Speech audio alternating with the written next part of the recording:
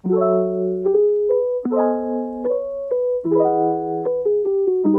jumpa lagi dengan saya di sini dalam aksi video yang keempat. Di sini kita akan mempelajari mengenai struktur data dalam sebuah algoritma.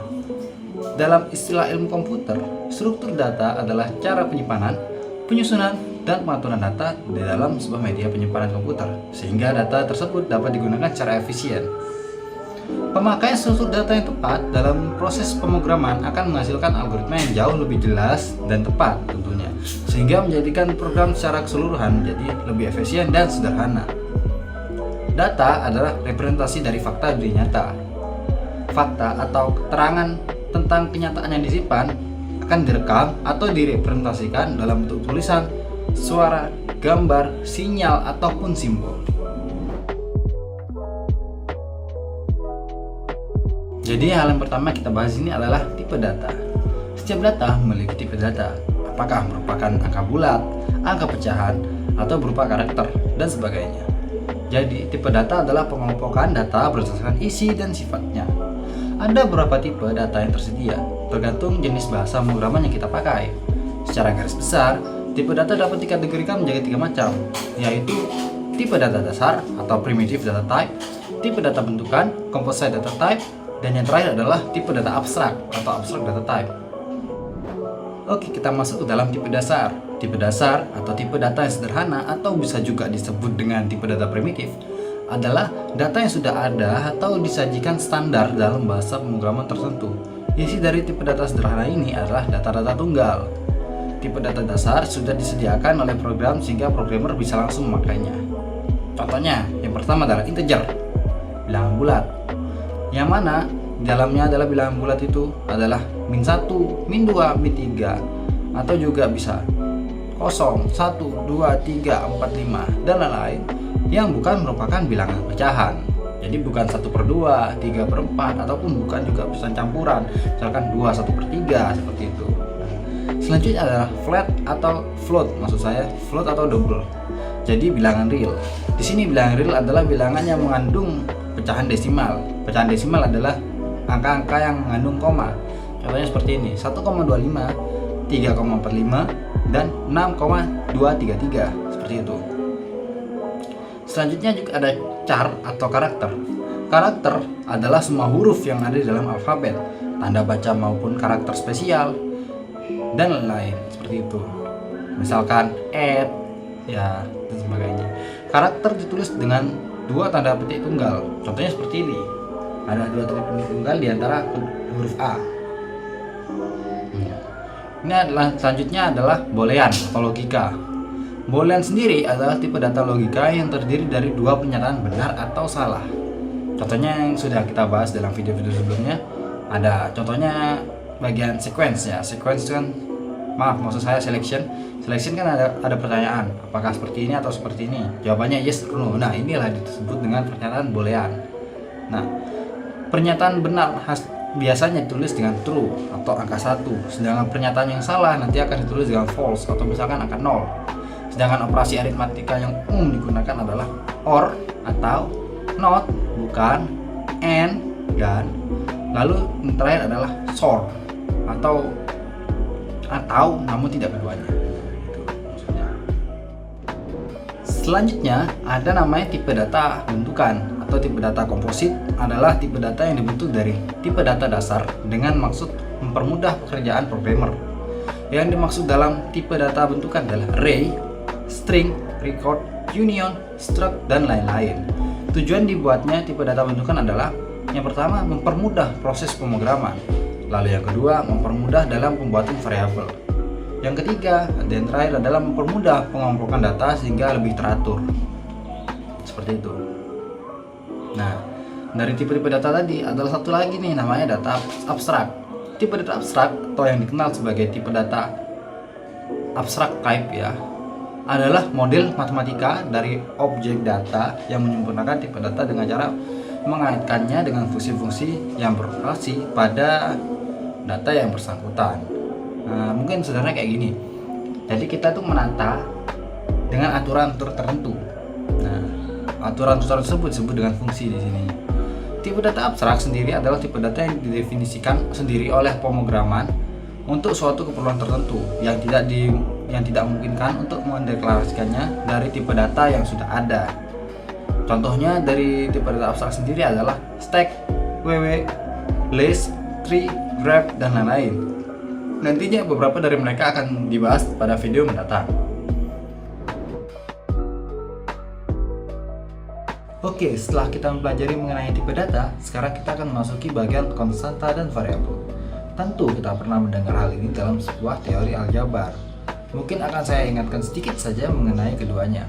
Dalam aljabar, 2x plus 5 masing-masing memiliki perannya sendiri-sendiri. Kita lewatkan bagian tanda plusnya. Untuk angka 2 berperan sebagai koefisien. Untuk x berperan sebagai variabel, sedangkan untuk angka 5 berperan sebagai konstanta. Dalam suatu program, konstanta dan variabel adalah suatu pengenal yang digunakan untuk mewakili suatu nilai tertentu di dalam sebuah proses program. Apabila konstanta suatu ketetapan nilai tidak dapat diubah, nilai dari variabel dapat diubah sesuai dengan kebutuhan kita. Keduanya merupakan tempat penyimpanan data berupa nilai dengan tipe data tertentu dalam memori komputer. Dan keduanya pula harus diberi nama sebagai identifikasi. Karena merupakan sebuah tempat penyimpanan, kita dapat mengibaratkannya sebagai kotak kosong yang dapat kita isi sesuatu di dalamnya. Contohnya seperti ini. Jadi ada X yang berupa variabel, contohnya, atau misalnya konstanta, lalu ada kotak kosong yang mewakilinya. Ketika kita membuat variabel X, kita bisa dapat mengisi X dengan apapun yang kita inginkan. Di sini nantinya akan digunakan dalam proses suatu algoritma. Baik kita isi dengan angka 1, seperti ini bisa diisi 1, 10, 100 atau bahkan sebuah kata. Contohnya di sini adalah netizen. Nah, lalu untuk contoh penggunaan variabel sendiri dapat dilihat di ilustrasi yang ini. Jadi dalam sebuah ilustrasi ini, jadi kan start. Setelah itu kita menginisiasikan sebuah variabel. Variabel di sini namanya adalah putaran. Jadi putaran sama dengan 0. Kita membuat variabel putaran bernilai 0. Lalu ditanya, apakah putaran sudah 3? Oh tidak. Maka kita akan memasuki sebuah looping dalamnya. Nah, looping itu dia akan memutari putaran, melakukan sebuah perintah di dalamnya, mengeksekusi perintah. Setelah itu dia akan menambahkan variabel tadi yang itu menjadi yang sebelum menjadi 0 menjadi 1 karena ditambah 1. Setelah itu dia akan berulang lagi ke dalam pertanyaan yang dalam looping, apakah sudah 3? Belum. Dia akan melakukan hal yang sama hingga nanti putarannya sudah 3. Setelah itu dia selesai. Seperti itu. Oke, selanjutnya kita akan memasuki array. Secara sederhananya, array adalah kumpulan variabel. Apabila variabel dapat diibaratkan sebagai kotak, maka array dapat diibaratkan sebagai kumpulan kotak-kotak yang tertata rapi. Array digunakan untuk menyimpan beberapa nilai dengan tipe data yang homogen. Ukuran dari array sendiri harus sudah ditentukan terlebih dahulu dari awal ketika array itu dibuat. Ukurannya dapat dinyatakan dalam bilangan bulat positif. Ukuran tersebut diwakili dengan indeks. Nah, cara mengakses array sendiri adalah dengan menyebutkan nama array dan indeksnya. Nah, indeks sendiri dimulai dari 0 sampai dengan n-1. Dengan n-1 adalah ukuran array sendiri. Pernah dengar dimensi? Bangun datar 2 dimensi, bangun ruang 3 dimensi, film 2 dimensi, hingga 4 dimensi. Dimensi dapat kita ibaratkan sebagai sumbu. Dalam kasus ini, saya akan mengilustrasikan dimensi dalam 3 sumbu yang berbeda atau 3 dimensi. Satu dimensi merupakan satu garis lurus yang mewakili dengan panjang, 2 dimensi diwakili dengan panjang dan lebar, sedangkan 3 dimensi diwakili oleh panjang, lebar, dan tinggi. Lalu mengapa saya membahas dimensi dalam array? Nah, array sangat berkaitan erat dengan namanya dimensi. Saya tadi mengatakan bahwa array dapat diasumsikan sebagai kumpulan kotak-kotak yang tertata rapi kan? Nah, penataan ini menggunakan konsep dimensi, yaitu dia penataannya sesuai dengan sumbu. Seperti itu. Pada array satu dimensi, kotak akan ditata lurus baik ke atas ataupun ke bawah, ataupun menyamping, kiri, ke kanan, seperti yang terlihat pada gambar di sini. Ada array satu dimensi dengan ukuran 6, yang mana dapat diartikan ada 6 kotak yang akan ditata lurus, sehingga di sini kotak-kotak tersebut ditata lurus menyamping. Ilustrasinya seperti ini.